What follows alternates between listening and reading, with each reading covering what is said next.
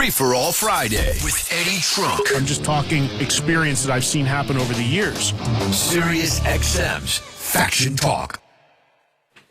All right, we're back. Let's dive in with our remaining 20 minutes or so here before we hit the weekend. Back live with you guys after today on Monday. As usual, 3 o'clock Eastern. I'll do both shows live on Monday. And again, in this show, Mark Tremonti checking in from the Creed Tour. So look forward to that to start the week. Back to the phones on a Free for All Friday.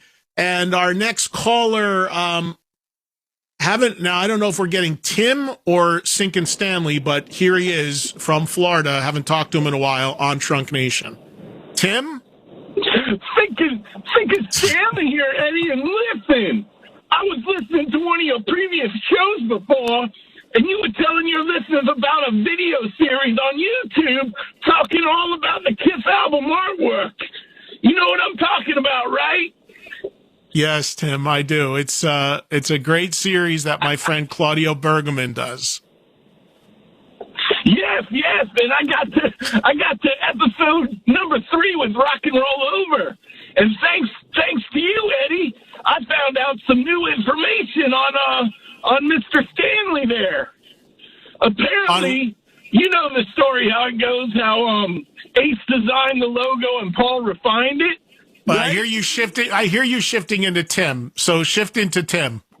All right. Yeah, but so Dennis Wallach was on episode number 3, Rock and Roll Over, right? And He started talking about how Paul came to him during the early years because Dennis Wallach worked for Kiss, prior to him being the art director. Right. And so he said that Paul came to him and asked him to straighten out the lines on the Kiss logo and refine it. But they didn't, right? Didn't Paul's they say? A double liar.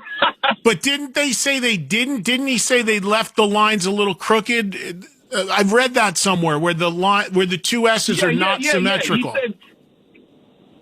He said that Paul said, it's not really symmetrical, but you can leave it like that. But the bottom line is it's Dennis Wallach who did it, not Paul, like Paul claims.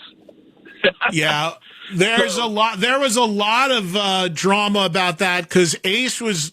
So that's always been like a really touchy thing now between those two, meaning Ace and Paul, because it was common theory that Ace did the logo, but Paul, being an art guy, refined it.